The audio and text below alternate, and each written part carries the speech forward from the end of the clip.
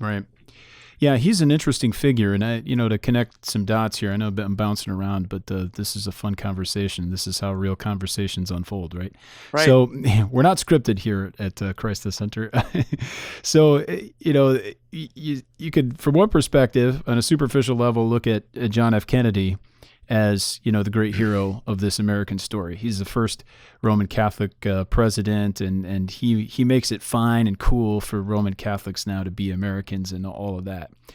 But the people at the time were highly suspect. They John F. Kennedy, but certainly Jackie Kennedy and others, his closest friends, they couldn't even understand why people might have a problem with him being president because he was such a bad Catholic. Like they were, why would this ever be a problem? Like he's a Catholic, yeah, but how is that ever going to influence his political views?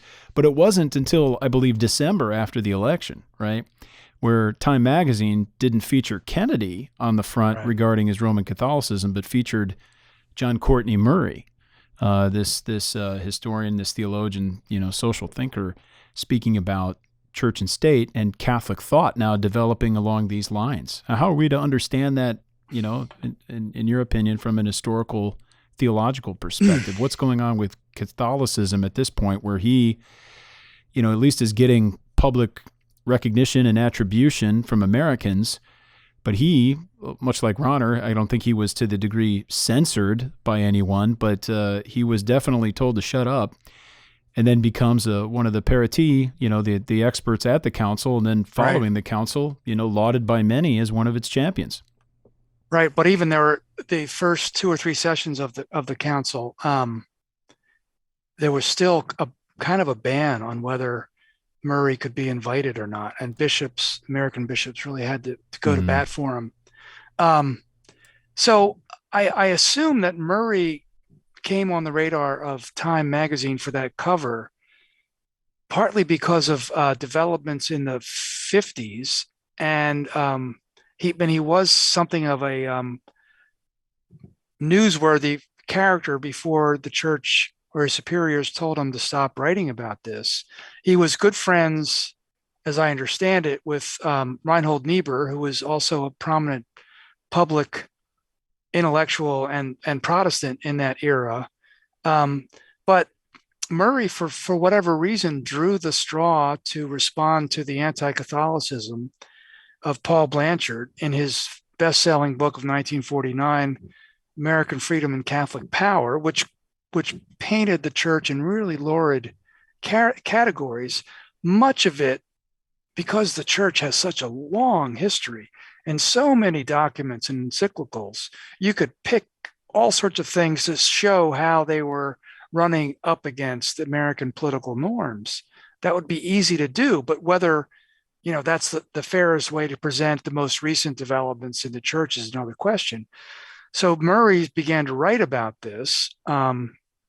He did get in some trouble, but and the Kennedy campaign did consult with Murray briefly about church and state matters. And I think it was mainly just a phone conversation from the books that I've read about it. So it wasn't as if Murray was a big figure for the Kennedy folks, Kennedy campaign.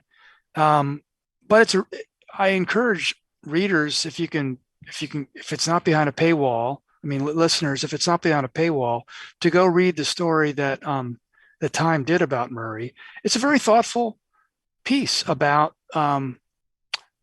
of trying to harmonize Roman Catholicism with American political norms. And this is something that it seems to me even Presbyterians have to do. If we went on the basis of, say, what Presbyterians expected in England in the 16th century or in Scotland in the 17th century, Covenanters being a prime example of this, and Covenanters were really prominent in Scottish politics in the 17th century, people would be worried about us running for office. But so every Christian tradition has to come to terms with its cultural environment, its political system in some way, and Roman Catholics are doing it in ways differently from Protestants, obviously, but in ways also that are kind of useful to compare and gain a better perspective. So Murray is really useful for that. He prevails in some ways in one of the sessions um, of the council, especially when it comes to religious freedom, Yeah. and quite tragically maybe is too strong because I think he was in his 60s, which is Mm. relatively young these days. He says as he's in his 60s himself, but he dies in 1967. Murray does, of a heart attack, Mm. which was beginning to flare up even during the council. So, that would mean he wasn't around to comment on some of the post-Vatican II developments. And even, it would have been interesting to see if he had lived long enough to interact with John Paul II at all, how that might have gone.